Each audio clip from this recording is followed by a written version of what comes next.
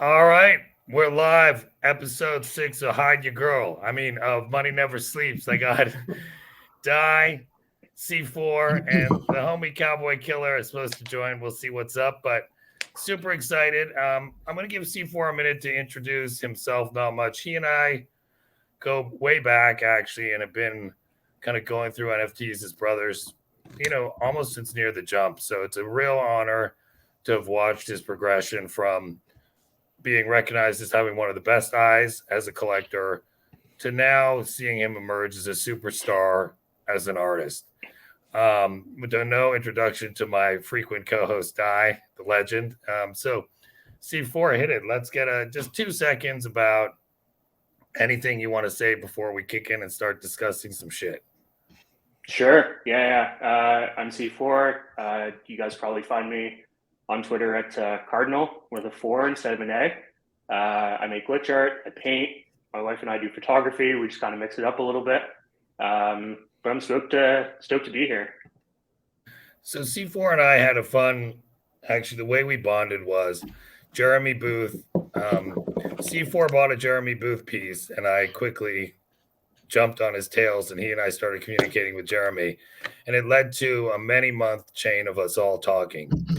What I'd love to start with, Di, we've talked about a lot of issues here, but how are both of you feeling about what's changing in the NFT market here? What I've touched on is I think we're seeing a quick transition from where many people were earning to very few earning and many not. What do you think of sort of how things are working in the NFT market? What's changed? What are you excited about? Simon Cowell impersonating. What are you excited about and what are you frustrated about? C4, you want to take this one first? Sure. Yeah. I don't know if I can answer all those right off the hopper, but my initial feeling so far is that I actually feel like things are getting into a lot healthier of place where it's less about trying to be the first one or trying to speculate or trying to think that you're going to get money out of something. I think we're really kind of stripping it down to a place where people are forming genuine connections with the artist. They're forming genuine connections with the piece that they're going to collect. And I think people are just taking their money very seriously at this point and being very deliberate about what they're picking up. And to me, I think that's going to lead to a lot healthier market because, that I've never really felt like it's something where there shouldn't be any entitlement that just because you're minting art on the blockchain or just because you're a part of this space that you should be getting sales or that people should be supporting you. And I think that's really how it's felt for the last year and a half, 2 years, is that people felt that just because they were here that they should be getting something out of it. Yeah, they were owed almost. I agree. Yeah. So I don't know. I feel like we're kind of stripping a lot of that away and people are buying the art that they're truly interested in and that they truly want to hold for a long time. So I know I get that it's hard out there, but at least for me personally, I think it's going to lead to a lot healthier art community for us for the long term. Yeah, I tend to agree with that. I love that you brought up the entitlement thing, and the erosion of that entitlement has been kind of incredible to watch in some ways, where it's like, who's here because they have an innate desire and an innate, more or less, like obsession with creating just for the sake of, again, creation for the sake of creation versus, a production plant that's like, copying or glamping onto whatever's going on and just and more or less serving stuff up like it's a fast casual restaurant in a neglected airport somewhere. So it's like, it's dope to see people creating really awesome shit and, not necessarily even minting it, but like just having, a feed full of like stuff that people actually want to make. And you can actually see the true genuine love in those pieces versus lifeless fucking corpses that are served up in many ways. So I agree with you, C4. That's been like super welcomed in my mind. I think the alarming part is I think that the reaction to what was, this waterfall of insane sales and like all-time hype constantly and like these crazy amounts of just dopamine just like slamming into, retreating veins and stuff is just that like the reaction is rough sometimes. You know, you're in the timeline and it's like fucked up. You'll just be sitting there and there's like all sorts of really kind of like sad or depressing or just kind of like constant shills that kind of happen and like versus what I think C4 like alluded to, but the tendency to at this point be out there like building what you truly love and like with the people you truly love versus like retreating into this like kind of almost insect state. So yeah, I don't know, that's where I'm at too. Yeah, man. I think there's two big things from what you both said. The first is, look, it's always been hard to be an artist. Mm-hmm. And it got briefly like fooling because like you could mint art and it would sell no matter what. And so I think this is really like the way of the world and totally normal and how it should be. The second thing that strikes me is I think that authentic people who are sticking it out and are here for a purpose, you can really see that. So I totally resonate with both those. Cowboy, can you hear us, brother? We can't see you. Yeah, I'm here. Sorry, I just walked out of the eye doctor. It took longer than I thought it was going to. But yeah, I'm here. Now, I just want to say, heavily agree with everything you guys are saying, especially about like the entitlement, and I think the kind of ego death you see artists continuing to have. And I think that that's a very painful process that I sympathize with. And I think that every artist, it's almost a rite of passage where you get that Dunning-Kruger effect bump where you just really feel like you're on top of the world, and then you come back to reality. That this is, not something that's going to be easy. And like Di was talking about, that feeling of like the endless chill and like getting on the timeline and it's 50% people being like, I'm a demigod. I run this shit. I'm the absolute alpha male. And the other 50% is like, I'm going to kill myself on television. I hate everyone. And it's like those extremes, like they, they're kind of a product of 2021 in that eternal kind of like, we're only going to go up. And the best advice I ever got was when I first did my first ever drop with like Bitsky, like a company that doesn't even exist anymore, in 2021, and sold out instantly. I'd never had art sell for that much or sold anything out in art altogether after like 7 years. And looked at me as I'm like pounding the Coors Light, and he's like, just so you know, the highs will be as low as the lows. And I was like, don't be a downer, Dad. He's like, no, just like I'm telling you, like as high as you feel now, like is how much you let yourself inflate and how high that perception of yourself gets. That's as low as you will think of yourself if you inflate yourself to that level. And the reality is, if you keep a very cool, leveled mind of like, okay, I had some success. Like, what were the like variables that led to that? What could I control? What couldn't I control? And you treat your successes like you treat your failures, and kind of have those like, post-game interviews with yourself. Then when you have those losses, you have a much more regulated way of feeling about it, because you never thought you were the best artist in the world. You thought, okay, I had successes. And now it's possible to have failures and then continue to have all sorts of things happen in the future. But yeah, like really enjoyed hearing you guys talk about that when I came in. Yeah, that's super good perspective. The other thing I think you touched on, Di, is this dopamine hit. And this is something I've actually been talking a lot about with people close to me. I think you've mentioned it to you guys, which is, I think the first couple of years I was so kind of captivated every second, like what's coming now, who's dropping next, what's moving. And I was realizing recently my kids and my lady have been like, yo, it's so nice to have you not on your phone. And like, if I'm not on my phone for 5 minutes, they comment. Right. I'm like, holy fuck, man. I was like, looking back, I'm like, I lived like, basically people were saying like, if I can't talk to you, Dad, but like, cause you're just here. So I think that flood of dopamine, whether you're an artist, collector, or just from the whole experience has changed, and I think it's an adjustment. I think we're down only basically, and that from up only. So I think this is really interesting. And as artists and collectors, for me as a collector, where it's changed is I used to feel the need to participate and just be constantly transacting. Mhm. If I look at what I've done this year, it's much more laser focused, very targeted, some bigger purchases, and just really only if something massively speaks to me. And I think the same as an artist, like, Dai is, I always say this, such a wonderful example of somebody who has this like fire hose of creativity, and C4 shares a ton of his whips. And I have 3 Cowboy 101s and a bunch of his other work. You guys are all creating all the time. I think just because you're creating all the time doesn't mean you have to mint. And so that's another big takeaway is like, as an artist, I think listening, these are all artists who are creating stuff every second, of the day, and they don't mint that often. So, all right, switching gears, I'm happy, Di. I love when you ask questions too.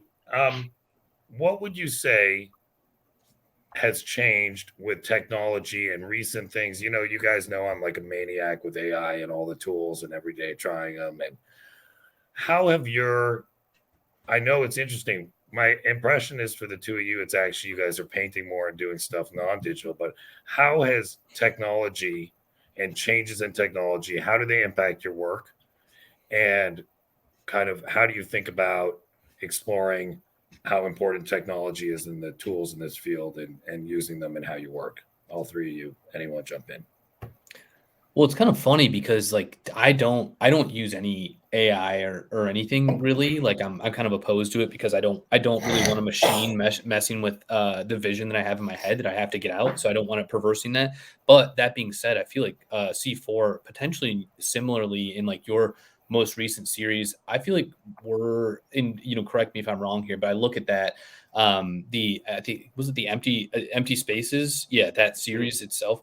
So I look at that series and I look at that as almost a product of like the isolating feeling that we have trapped in our psychotic web of transactions. And like, so I think that in many ways that technology, the frustration with technology, kind of the highs, the lows, the sadness that it can cause, the kind of just overall like void that you find yourself kind of drowning in at times fuels much of my creativity and the ridicule and mockery that I essentially like I am obsessed with. And I don't know if C4, like just looking at your pieces, I don't know, Cowboy, like I see some of that in yours too, in terms of like the desolate, the isolation, like just kind of the feeling of despondency in some ways. Like, I don't know, I pick up on that as well. And I'm wondering if that is similar or, you're probably drawing inspirations from a bunch of different places, but like, that's one thing that I feel like I am obsessed with is like watching how much it deteriorates our ability to be human in some ways. And then also on the other end of that thing,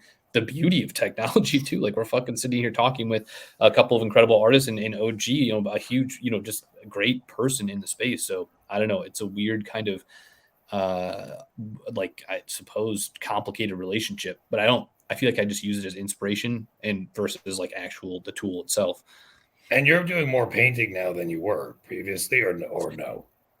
Not really. Like I just always paint. Like I love painting. It's like it's obviously way different. You have a way different feel for that canvas, and like that's one of the parts where you were saying, OG, your obsession with your phone. I think we're all feeling that, and to be able to like lock that thing away and just say like I'm not fucking looking at shit. I'm not scrolling. I'm not doing anything. I'm completely and wholly into this canvas.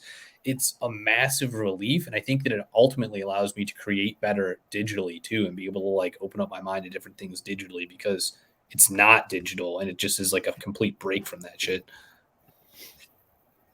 Yeah, that was all really, really well said. And I think I operate from a pretty similar perspective where technological shifts kind of like inform my views and the stories that I want to tell more so than the way that I execute them at this point.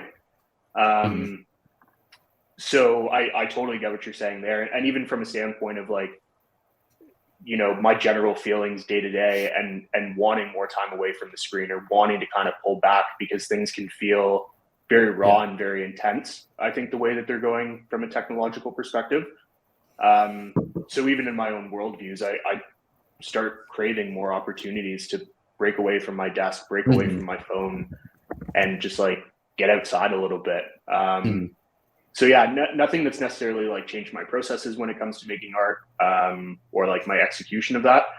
I try to keep I guess like close eye on what's happening from a contract perspective. But I'm very conscious of the fact that like I'm not a developer, I'm not a coder, I am kind of like mid-curve from a technological perspective. So I'm only going to get as much as I'm going to get, but it's always good to just kind of keep a finger on the pulse and see what are other people doing that is interesting, and how could this potentially become something that is usable in a different form. So I haven't even looked at like AI from an art perspective, to be honest, in terms of even like getting source imaging or anything that I could potentially build into a piece. And I think part of it is like the first couple times that I tried to get on, everything was overloaded and I couldn't even put a prompt in. So that like just kind of turned me away from it right away. And I was like, oh, it really felt like everyone was doing it, which was more like pushing me away from that idea. It's like, okay, if everyone's attention is over here, here's where I want to be. Which maybe is a bad way to go, but it feels like a lot more, I think, like natural to me, and the way that I want to go. So, Cowboy. I mean, you guys have said all the good words I can think of in a lot of ways. I think, like, as far as my process goes, and I think a lot of us that have been making art forever, there are certain things that we stick to, and it's not that I like have any resentment towards AI. It's just it doesn't necessarily fit into my process in like a meaningful way. And then, like Di said, like growing up in like, you know, as a 10-year-old during the economic collapse, I saw a lot of electronics that were seen as state of the art and that sort of stuff just kind of lying on the side of the road. And in northern Indiana in 2009 was a hell of a place to come of age. So it was like those like landscapes are definitely part of you know, my images, and kind of like you were talking about, like that desolate kind of fucked up, just terrible landscape of, you know, like decomposing structures on the side of the road. And those very much became like part of the landscape in what I thought was beautiful as a photographer, especially in my early days in college, and going and exploring those areas after being gone for so long. I started to kind of see them as like, you know, technology is this thing that is new for like 30 seconds, and then it's disgusting, it's old, we discard it, and it just becomes this kind of terrible thing. So, you know, in the weirdest way, and I've kind of shared like little pieces of this, I've been tracking down a lot of those old electronics for a new piece of artwork, and found this like, I would say they've been open since like 76, 77, old electronics store run by a guy called Blackie. His name is Blackie, and he looks like a pirate. Like he does. He's a very like old ancient man. And I walk in, and this place is filled. I mean, literally filled, like somebody's you know, basement, like with electronics. And I, you know, on the phone with him, I keep calling him and being like, hey man, I'm looking for CRT TVs. You know, anything that'll turn on. And he's like, what? How the hell did you get this number? And then he would hang up. I would call him, I'd be like, hey man, I'm looking for those CRTVs. You had them online. And he was like, oh yeah, I have them. And then he would hang up again. And so finally, like, we just drove over there. We wander in, and I'm like, listen, Blackie, I'm going to walk around here, and I'm going to pick up 10 TVs. And we're going to come back, and I'm going to just tell me how much you want for all of them, and it's fair game. And so we come back with these TVs, and he looks at me and he goes, I got to pay the government. And I was like, dude, I don't know what you're talking about. Just tell me how much the TVs are.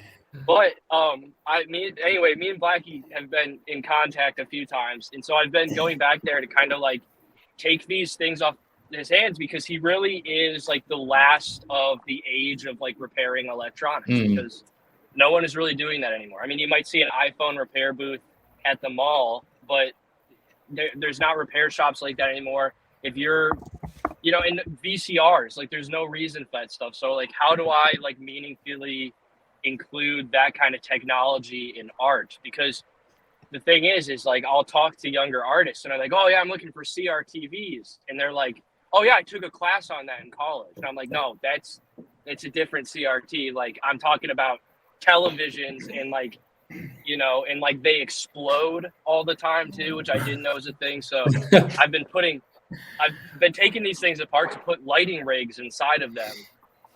But I didn't realize they were like vacuum sealed, and they also like hold a charge up to like 25,000 volts, which is enough to like launch a 500-pound man across a room. So I'm in my office just like, staring at this thing and messaging my collector's chat. I'm like, is anyone here an electrician? Because that's really awesome. I got to deal with this tonight. But yeah, so I've been putting LED panels inside these things to expose them in a way that like I can basically dim down their displays and still have the the rounded glass and the static look to it in a way for a longer exposure. But that was a rant. But I mean, electronics recently have been huge for me, and kind of like looking back on technology. But it poses an interesting question, which is like, what are we going to think about like this era of technology? And right now we think AI is this life-changing thing, but 25 years ago, like having a computer that connected to the internet by dial-up was a life-changing thing. So I guess that would be a question for all of us too, is like, what do you guys think this is going to look like? And I definitely want to answer that. I actually interesting because I'm listening to the three of you, and no doubt the common theme of technology disconnecting, technology being temporary, technology coming and going, technology disassociating with stuff. I mean, I was laughing when Cowboy was talking because I know that Northern Indiana like reference, hits home. And C4 and I are from the same town, interestingly too. But I have, as you guys know, because I actively engage with you guys on this, one of the things, and Di, you said, what's in your head, it gets in the way of what's on the canvas. Mm-hmm. And as somebody who's not talented at creating visual art, one of the biggest frustrations I've had is how to get what's in my head onto. And so for me, actually, I started creating like AI art daily. I was on, I always like to flex on this so you can make fun of me, but like 14,000 images, and I've worked every day, and I've used all the different tools, Blender, Procreate, Photoshop. And I started it off to be a better collector because I can't look at a piece of work and tell you if it's any good if I don't understand the tools. Mm-hmm. Oddly, AI has been so connecting for me. And so I'm probably a different voice. And here's why. As all of you know, I've taken your work and I've put it in AI and used Describe. And so not only has AI given me a shot at taking what's in my head and putting it here, it's blunt and terrible, but I don't have those tools I'm trying, but I just don't. So that's been good. The second thing it's done is it's taught me so much about art. And Di, I was sending you your shit through there and the random labels and it gives like these descriptions, and then I spend a couple hours researching some crazy fucking artist or art style. And so I get as an artist, and I think there's nothing worse for me. Like what drives me crazy is somebody uses AI for a week and then sells a piece. We all have our things, but like that makes me want to murder someone. So I get that piece and so on. But oddly, I've found AI has made me better, I believe, as a collector and a curator, because I think the whole thing in life is if you see 3 pieces of art and pick one, you don't really know. Like if you see 20,000 pieces of art and you pick one, like, in a way you'd hope that gives you, and I learned this with tattoos, like looking at tattoos every day for fucking decades. So I could even recognize what's standard, what's different, how's this cool. And so I think I've had a slightly different take, which is 1 is a collector. I think you have to be aware of the tools. 2, as an artist, I'd say if you look at all of art history, going back to Mona Lisa, if you go look at there was this great video I saw, 15 minutes on the Mona Lisa that showed the new technologies and how he mixed the paint and applied it that created these like So I think technology has actually always been a part of Mhm. art and a tool for artists. And then now as a collector, I think, and a curator, like it's an incredible tool to inform you in a neutral way, unbiased. It can now describe a piece, which in and of itself can open your eyes to all kinds of things. So I think this is, and like Cowboy said, I'm happy to go with his question. Like, so where are we and what's the future look like? I'm happy to do that if you guys want to do, but that's kind of my take on that issue. Cowboy, Well, I you want think to? So I was guys, just gonna say you brought up something really interesting there, which is I think like the education aspect is probably like massively underutilized. Like I don't know, C4 and Cowboy, like do you guys have extensive like art history backgrounds or like even an understanding of like some of the shit? Like I don't know about you. I grew up like I didn't go to an art museum until I was like after college. Like I didn't even know I'm completely severely undereducated in terms of like past, painters and stuff that like, probably somehow like inherently influences some of the shit that I do that I've just like seen from memory, but I don't even know what it is or what is going on. So like I feel like OG, that's an interesting point that probably could use a little bit where it's just like understanding a little bit better the techniques that have been around for a long time and art, all that shit. Because I have no clue. Like I don't know anything about art. Like really for the most part, like I create all day, every day, all the time. But in terms of art history, like I never took an art history class. Like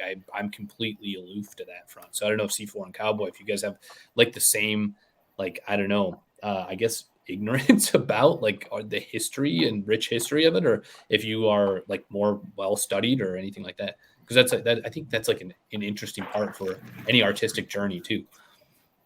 Yeah, Okay. Oh, go on, C4. No. Go ahead. Thank you. Sorry, just walked into my building here. Yeah, so I mean, I studied at the University of Notre Dame, starting at 15 years old at the SNITE Institute, and was kind of obsessed with art history. I mean, I was traditionally trained as an oil painter, or classically trained.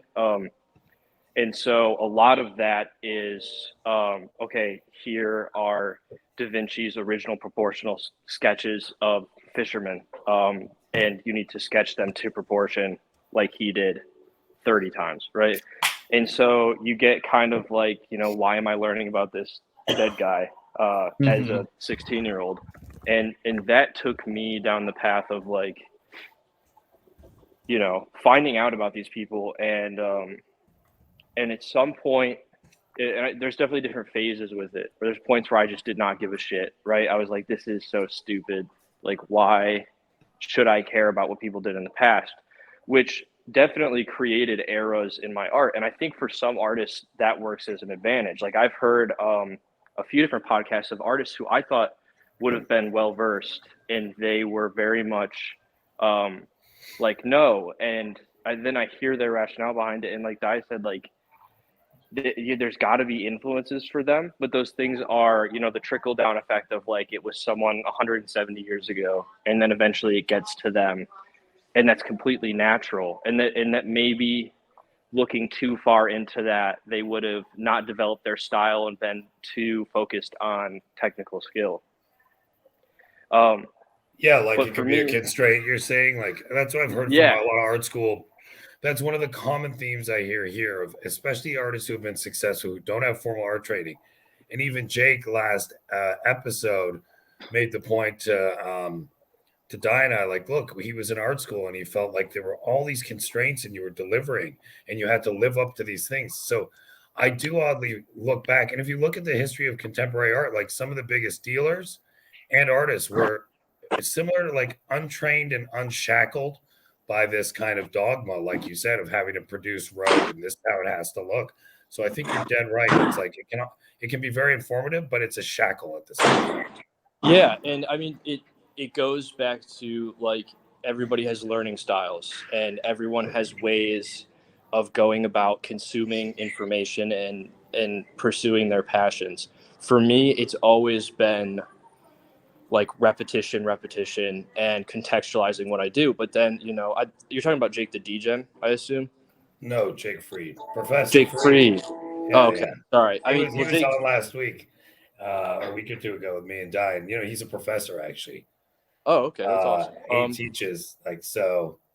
I thought it was Jake the DJ, because I've heard him on a podcast have a very similar opinion about art history and how it feels like constraint. But I mean, it goes to say, like, just what you're saying is like a lot of people see that, but I think it's very subjective, and it's almost more useful after the fact. You look at an era of art and you say, okay, I can see how this was the natural progression of impressionism, right? Yeah, like learning.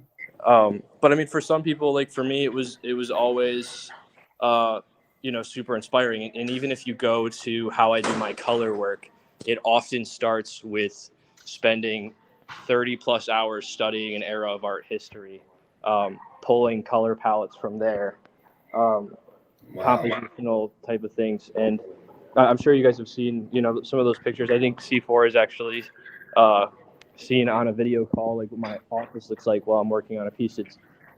There's stuff all over the walls because, you're taking that contextualization and you're making something out of it. But I wonder, C4, do you do that too? Do you have how much formal training do you have? Like absolutely nothing. Yeah, I mean, I won't bore you guys with the way that I grew up, but I basically had a gap from when I was 8 till probably like 25 or 26 that was just like a dead zone where anything artistic just was not nourished, it wasn't encouraged, it just like wasn't a part of my being. So it's more so something that I've kind of picked up in the last, I don't know, call it like 7 years or so. But I think, to close the loop on the AI thing, I think it is such a powerful tool to learn literally anything that you want to learn in a much more natural way. And I think you're seeing that from an artistic standpoint. You see people who are launching new businesses with it. So I think it's really just augmenting whatever thought somebody has in their head and whatever they want to become or whatever they want to research or whatever they want to kind of branch out into.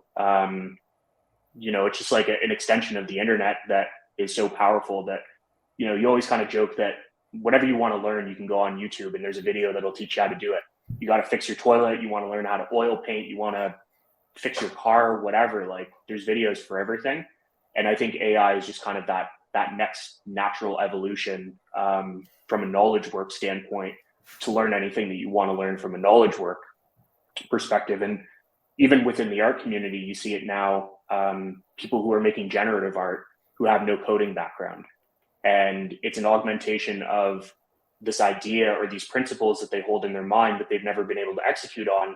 And now AI is giving them the tools to go out and create a generative collection. So I think that there's a lot of power in the education side of it. And I think that's kind of really where I see the future. But back to Cowboy's kind of original question of where does that end up? We've kind of seen for the last, every single technology over time is deflationary. And I think where it's starting to get a little more aggressive and a little more raw for us as a society is this like economic erosion and just like the abject poverty that is coming from technology eating us all and people not being reskilled fast enough to actually take advantage of stuff like that or learn from stuff. So I don't know. I guess like that's kind of where I hope we can do it a little bit better this time and people are at least using the tools to their power to learn and get better. But I'm sure some people will use it just to dive deeper into the black hole that they're already going into. Or to make I'm reading AI like weird porn and all this kind of crazy fucked up stuff. Hey man, art is art. Art is art. I don't judge. I warned you it was Hide Your Girl episode, and now we got Cowboy live on the video stream. Watch out. I'm in pink. Cowboy's coming in hot. Okay. I love this perspective, and I love that we dug into this. And it's my favorite is when like me and the homies are talking, and it's like we all have like views and we can all add different perspective. And I think it's been interesting for me here because I'm obviously not a talented artist like the rest of you. So to hear from the art side versus like the education and collector side, anyway, that's my favorite part when we get in these discussions, all the perspective. I have more, but I'd love if one of you three have any questions. I know Dai's a killer, and I'm trying to beg him and plead him to be my co-host because mostly for looks. Right, and hopefully we get a podcast sponsorship from Extends Natural Male Enhancement. We want my favorite. We only drink the official beer. Right? Yeah, we do gas station sex pills. A few dollars, whatever. Yeah.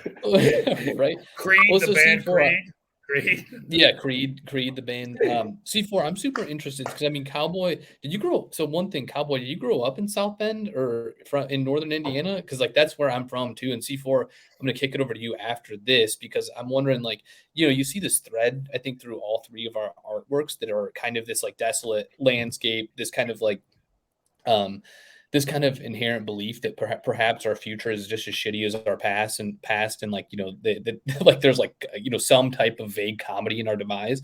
And so I'm wondering, Cowboy, one, did you grow up where in northern Indiana, if you don't mind saying, and then C4, I'm wondering where you grew up, and I'm wondering how important that void was to you in your creative process now, in terms of you not creating shit, not feeding your artistic side at all. So think on that for a second. And then Cowboy, real quick, where are you from in about?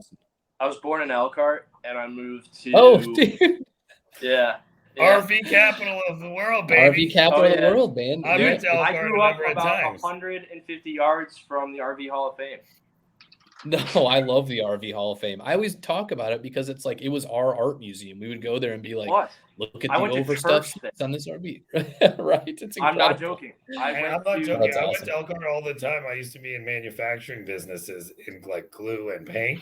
Yeah. And I was in Elkhart, Indiana, because they're like buy a ton of shit, as you can imagine, gluing those things together. That is so weird. I don't think I've ever met anyone from Elkhart. Right, exactly. Like only blue collar manufacturing. So you know what? And I ain't gonna fucking lie. Like, if you ask me if I could have one of those high end RVs, some of those RVs I saw there are fucking insane. So, but it's the craziest towns. For those of you who don't know, I always thought it was weird in China. I visited China every year for 9 years. And there'd be like a town where all the stuff, like if you wanted to buy like one thing, all the producers were there. Then I realized in America, that's the case too. There's like Elkhart, Indiana, like something like 90% of the RV manufacturers in America are in Elkhart. And there's another place in Texas, Tiger Town, Texas, where like 90% of the towables manufacturers are. Really? So you get these funny, it's like totally crazy. It's just like Silicon Valley. So anyway, for the listeners who don't know, this town, Elkhart in Indiana, is like RV Central. So run with it. Well, I mean, 2008 to 2016, worst economy in the United States, baby. Racking up those numbers. We are doing so good. So I moved to South Bend because I went to St. Joe High School. And I played hockey there. And then now I live up in Michigan, but northern Indiana is unfortunately a huge part of me. And like why unfortunate? I have a fondness for it. It just is it's a desolate place. I mean, especially being a teenager in South Bend, you are kind of surrounded by people who either one hate South Bend or two come to South Bend thinking that it's just the University of Notre Dame. And then you go to the bars, you get called a townie, and it's just like, I got to get out of here. It's like the classic coming of age movie. It's like, I got bigger places to go. But I mean, like I said, I've returned there, and I mean, my first piece to go to Sotheby's was shot in South Bend. I have like Gene's camera in South Bend. It's where I got my first camera. Hell yeah. It's a huge part of me. I mean, my parents live there.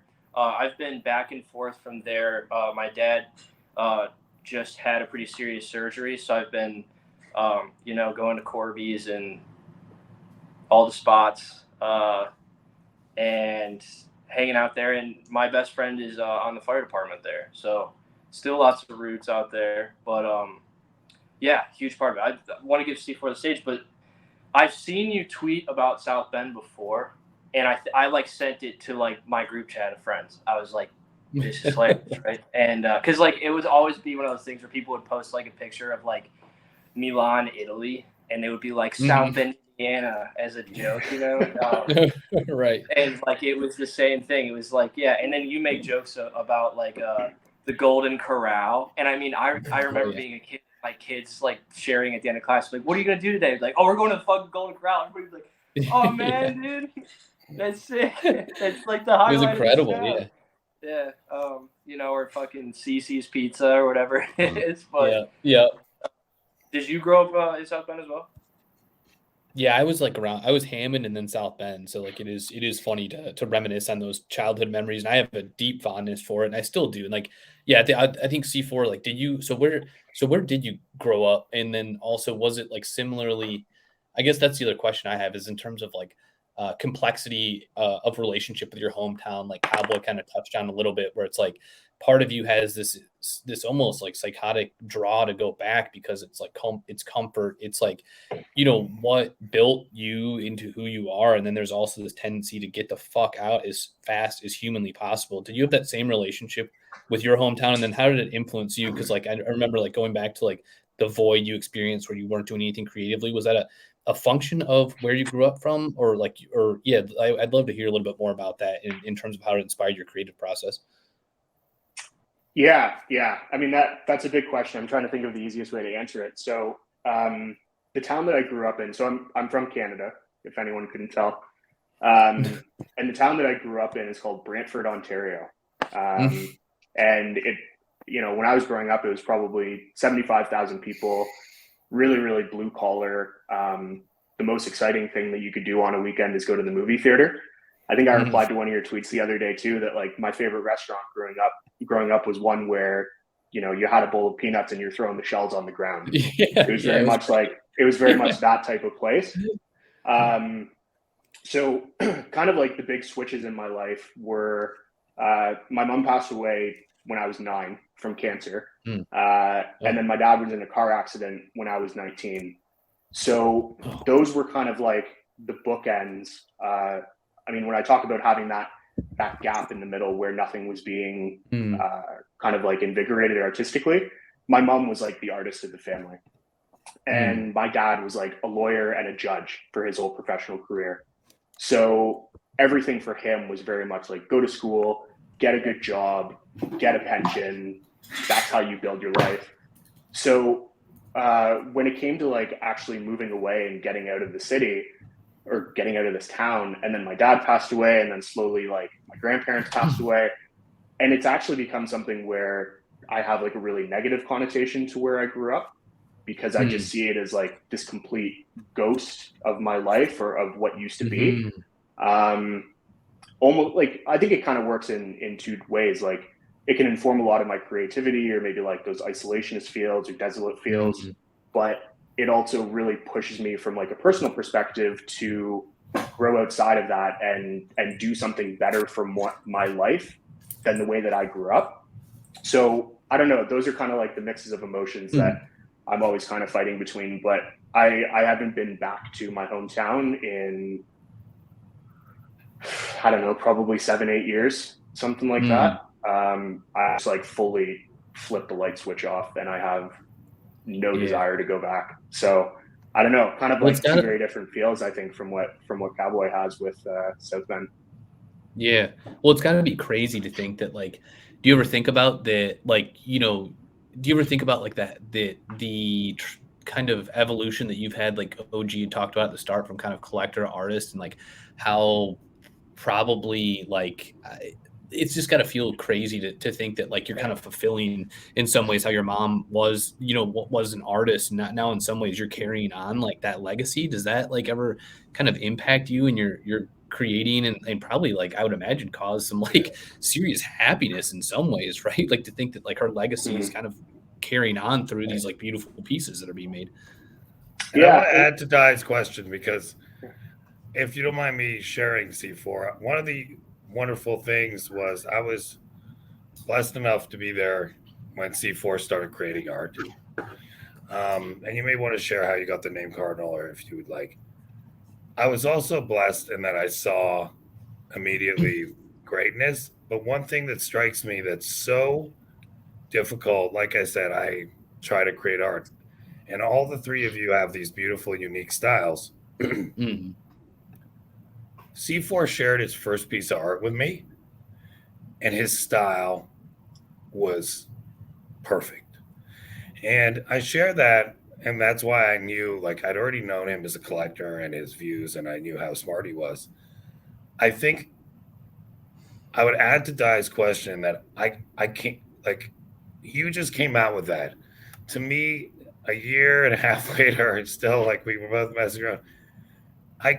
You found this style like literally the first piece you sent me, and so I wonder how, building on what Dai said, it sounds like we've all talked about various levels. You, the three of you, have talked about being disassociated or having these feelings, and yours might be slightly more family oriented. But do you think that's anything to do with? I've never seen it where the first piece, you know, it was like middle of the target. So that's something, you and I haven't really talked about, but something that just I to this day I've never seen another hit like that where it's just the first piece and you're like, you found it. Yeah.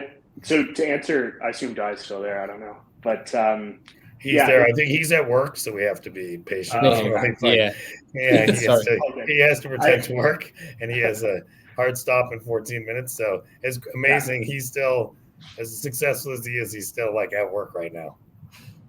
Yeah. So to answer that kind of first question, it definitely is like a reconnection of sorts, and it's really like heightened the emotion, I think, on a lot of my pieces or the way that I create. Because even like I think it kind of comes back to like the immersive nature maybe of what NFTs has turned into, or the Web3 culture, because even when I was engaged in art prior to getting into NFTs, it was kind of like in a more passive way. Never to a point where like I was really, really immersed in it from an emotional perspective. So as I kind of got online, and then I was just like seeing so much and consuming so much and thinking so much about art, that I think is like kind of where that connection started to open back up. Because when I was growing up, like I took piano lessons. I used to go to like art camps, and like that's what my relationship was with my mom when I was really, really young. So to me, it is like kind of that reconnection, or maybe like rekindling, what my life could have been if things had gone differently. And I don't want to like, I don't mean to like emotionally drain this in any way, because I'm very stable on all this stuff. But that's kind of like the way that I view it, or kind of, I think, what drives a lot of what I do. And then, yeah, I mean, to answer OG's question, I created a lot of like really, really bad shit. I just never shared it with anyone. if you go through my computer, yeah, I've been sitting here, like, this motherfucker was a genius. I'm like, no, I had a whole pile of garbage shit I didn't share. You know what, though? Actually, that's the right way. So that's a great lesson. Like we've been talking about on the show a ton. Like, just because you make it, don't mean you got to share it or mint it. Yeah. Okay. So you're not a fucking genius, is what you're telling me. Oh, God. I still love you. I still love you, brother. No, that's awesome. You know what? This one's gone so fucking fast. I'm loving it. We have 11 minutes left. I would love to see C4 Cowboy. Anything you dudes want to talk about? I would love to tell you guys about the piece I'm making right now, which you may see pieces of in the back. Let's hear it. Is this the technology piece that you were talking about? Yes, you can actually see a CRT. It's like mostly, so that part right there is the vacuum sealed part that will explode, right? And then, oh fuck, yeah. So that is, well, okay, hold on. So it's crazy. So like, they're like tube TVs, so like they hold a charge. But this thing, right? So it's like 1 a.m. I'm in here, taking this shit apart, and I got LED panels, which you can see. Do you have an unassembled one so you can show everybody? Oh, not installed. I have the pieces right here. Oh, Oh, just like, a piece. not Yeah, assembled. one, like how it looks when it starts before you unassemble it. Yeah. I mean, I'm sure they, but I always think it's I got good to quite show a them. few back here in Yeah. the closet. I'll Okay, pull show one out. one so we can see the before.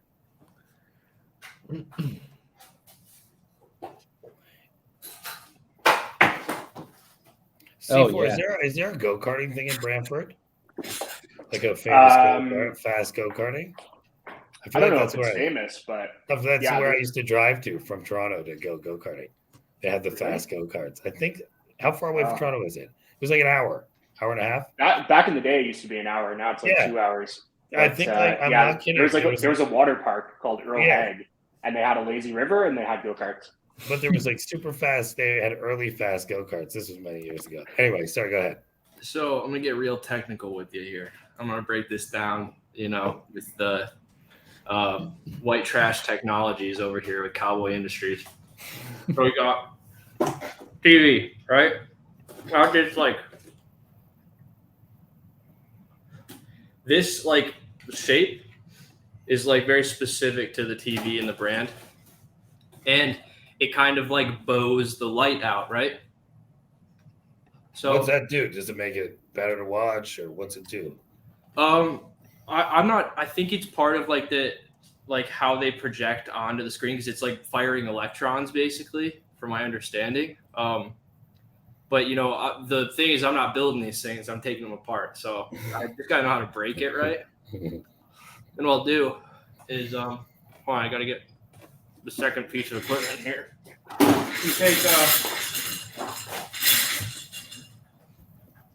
You take this a basic, ProMaster, lighting rig here. So I'll take one of these bad boys. Is right? that a cigarette holder you're smoking the cigarette in? Like, look No, at it's you. just it's a menthol. Oh, it's a menthol.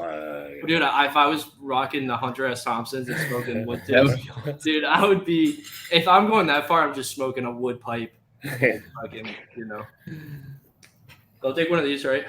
The cool thing about these is that they have a whole LCD system on the back, or not LCD system, like display system on the back, so I can control the color temperature, the luminance, the hue, the saturation. So we basically have like a Lightroom panel on this, and then I can control that, can program it with an app. So what I'll do is I'll put, basically a lens, some kind, probably taken from another TV. We'll put that over this, and then put those inside the TV. And then we'll just replace all the wiring with the wiring for this and make it look really authentic. And then from there, it's a matter of what kind of space are we in. And the big crux with this piece is like the space that we want to shoot it in is just is really difficult to work with. It's like a difficult shape. And where the camera would be, there's a wall that like ideally. So right now, I mean, like the biggest thing is like, like just iterations of this. So, okay, this didn't work. Break everything down. You got to hire people to be on set. How long do you usually work per 101? How much? This seems like a huge investment because we've been texting about. I would say about like 2.5 months. C4, UBB, and I. Like, is that typical every one, or this one in particular? So like Skeleton Key was like probably one of the longer ones, which took about 3.5, 4 months. So how many pieces are you working on simultaneously then? 1 to 2, usually. And the thing is like C4, out of curiosity, how many do you work on at once? Oh, like 3 max. Usually like a 1 to 2. Yeah, Di, how about you? If you're I'm like 50 to 60 to into the hundreds, I guess. Well, only there's a couple big ones that I'll work on, but I mean like the Zukis and all the fucking stupid bullshit that I do is just like those are just like flying around. So those are. Bro, you are a fucking fire hose. I love this shit. It's like he's in his own fucking. He has 6 books too. It's like This motherfucker's just, dude, get this shit the fuck out of me. Right. I love it, man. Well, so real quick, Cowboy, what is the end? So the end process for this, the end thing that you're trying to get to is a certain aesthetic in the picture that's being taken, right? Is that like more or less what it is? Like, or, yeah, that's fucking dope, dude. I had no idea that much went into it, honestly. Like Dude, the pictures, they look rad, and like you can tell that there's like these like crazy things, but I didn't know that there was that much stuff. You know, like it's wild. Yeah, I mean, like Skeleton Key is like the example I like to use. Like a month of planning of this is the idea. How the fuck do we make it happen? So like originally it's like ideally you do everything in camera and you don't composite anything. And that's how all composites start, in my opinion, is like, I want to do this all in frame. And then it's like, we can't do that. Right. And so like, for me, it was like calling the municipality of Chicago and being like, hey, we want to shoot this piece here.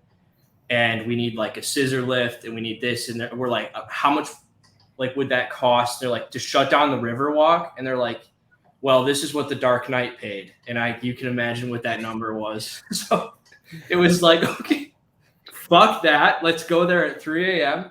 We'll shoot nothing. We'll do it completely like in public domain, shut nothing down. And then we'll do everything from there. So that's 19 hours outside on the Riverwalk in Chicago. That's and crazy. Then, it's like, all right, so we want to have papers blowing. But the thing about papers blowing is that like, and we have to gather. It was me and Xmas Eve, who's a really great artist, great photographer, who's actually going to be here this weekend. Hey, Cowboy, super sorry to interrupt. We have 2 minutes. Di has a hard stop. So I just want to give you the heads up. Maybe we can. I wish we had more time. Usually we could go over today. We can't. So I want to wrap it up. I apologize for the interruption, but time is not our friend. Are you good? I mean, it's just like we spent like 2.5 months building a studio, shooting everything. And it's like, how do we make our own fog? How do we pass light through the fog? And then like, how do we get the papers to interact with each other? And it was a huge challenge, but I mean, like that to me is the bread and butter of like why I do it. And if it was easy, then it wouldn't be fun. I guess it's super dope to hear. I really, really enjoyed this episode. We have literally 90 seconds. Pick one of the following. Who would you like to have lunch with, or who would you like to see in a cage fight match from the NFT space? And then we'll go out with that. So you can either pick somebody you'd like to have lunch with, or 2 people you'd like to see go head to head in a cage. Yeah. Oh, fuck. I'll just have lunch with you guys. I think that Great answer. I just want to have lunch with the homies. That's it. Yeah. Good answer. I mean, Natasha Postbook lifts more weight than anyone I've ever met. Natasha versus so like, yeah, give Natasha like a gladiator sword, put her up against anybody, and it'll just be a bloodbath. Yeah. She's badass. I hung with her a bit. She's dope. Well, look, hey, I think Di has to jump. This is such a joy. I mean, I've had the pleasure of knowing all of you for quite some time, and I just enjoy hanging so much. So C4, I'm with you, man. This is why I do this. It's like, what a joy to just hang and hear from a bunch of the homies, and I hope people enjoyed it as well. You guys have anything you want to close with? No, nothing here. I mean, I think launch wise, you got to go with like some of the like OGs who've stuck around, like Soulja Boy, or Anthony Hopkins, and all those like celebs that just are. Exactly. All those celebs that just like are completely vital to our existence. Dennis Rodman, everybody who's really fueling our creativity in the space. Those are the ones you stick with. But fuck yeah, it was a great conversation, right? Yeah. Fuck yeah, it was awesome to talk to all y'all. It was super fun. Yeah, I fucking love it, man. All right, what a joy. I'm blessed to have you guys as friends, and thank you so much for coming on the show. Money Never Sleeps, episode 6. Hide Your Girl with C4 and Cowboy, and much love. You guys, anything to say? You can say bye on the way out. Yeah, cheers, guys. Peace out. Cheers. Much love. Later. Let's fucking go, baby.